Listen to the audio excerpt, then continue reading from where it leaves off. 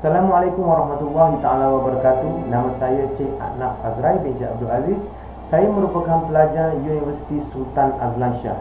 Jadi hari ini saya akan mengupas tajuk iaitu sejarah umat Islam yang selama kini semakin pupus kerana manusia yang penuh dengan kejahilan tanpa mengambil kisah tentang perjuangan orang-orang sahabat-sahabat Nabi dan orang-orang yang terdahulu memperjuangkan Islam sehingga sekarang ini diperlekehkan hanya dengan begitu saja. Bak kata orang, kalau agamamu dihina, maka siapkanlah dirimu untuk bertemu ajal. Okey, dan seterusnya saya akan memberitahukan tentang sebuah buku yang menarik bagi saya. Mari saya tunjukkan, iaitu Sejarah Umat Islam yang ditulis oleh Hamka. Jadi buku ini mengajar erti macam mana perjuangan yang membela agama Islam atau agama Allah ini daripada zaman jahiliyah sampai kedatangan Rasulullah SAW sehinggalah ke zaman Asia yang berkembang ke seluruh dunia. Jadi dalam buku ini ada beberapa bahagian. Bahagian pertama kita dapat lihat iaitu Arab Jahiliyah. Yang kedua, kedatangan Nabi Muhammad SAW. Yang seterusnya tentang perkembangan Islam di seluruh dunia. Dan yang terakhir ialah Daulat Uthmaniyah. Dalam buku ni dia mempunyai 7 bahagian. Jadi penekanan bahagian yang saya ingin tekankan iaitu di bahagian 4, iaitu tentang Daulat Uthmaniyah.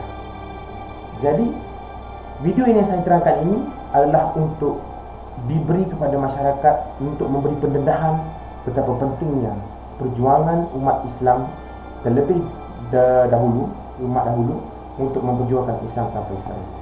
Dalam sejarah, orang-orang Utsmani ini berasal dari keturunan kabilah iaitu Turkmenistan.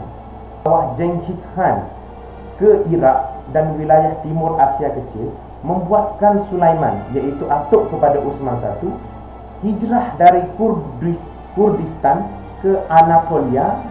Mereka kemudian menetap, iaitu membina kediaman ataupun lebih kepada menetap di kota Atlat di sebelah timur Turki. Seterusnya, putera Sulaiman iaitu Ertugrul ni kemudian menggantikan posisinya sebagai pemimpin kabilah dan bergerak terus ke barat Laut Anatolia saat melihat pertempuran sengit antara Muslimi Saljuk dan orang-orang Kristian Romawi. Jadi pada masa tu diorang ini ada sedikit pendekaran lah tentang perebutan peluasan kuasa. Namun kabilah di bawah Ertugrul ni bergabung. Jadi diorang nampak satu pertemuan ni, diorang pun bergabung. Lalu diorang pun orang kata membantu kaum Muslimi ini untuk menentang kumpulan Kristian Romawi. Jadi oleh pertolongan itu, umat Islam mendapat kemenangan. Kerana kemenangan itu, komando pasukan Islam Saljuk ni memberi Ertugrul dan rombongannya sebidang tanah. So apabila dia bagi bantuan, dia dapat bantuan tu, so dia terasa macam budi tu tak terbalas. Jadi dia memberikan sebidang tanah di bawah wilayah barat Anatolia dekat perbatasan Romawi.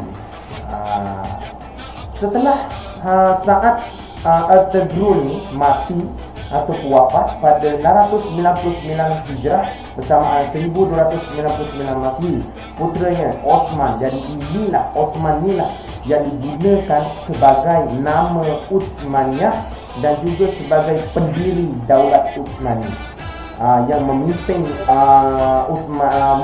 Turki pada waktu itu ialah Osman I. Di masa Osman I itu dia memperluaskan batas permukiman Turki hingga ke pinggiran Kekaisaran Bayezidum. Oleh kerana Osman kemudian mencapai puncak kejayaannya pada masa Khalifah Sulaiman Al-Kanani sepanjang abad ke-16 hingga ke-17.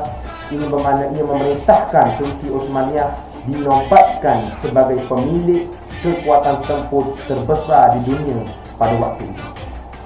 Terima kasih atas perkongsian yang saya berikan ini.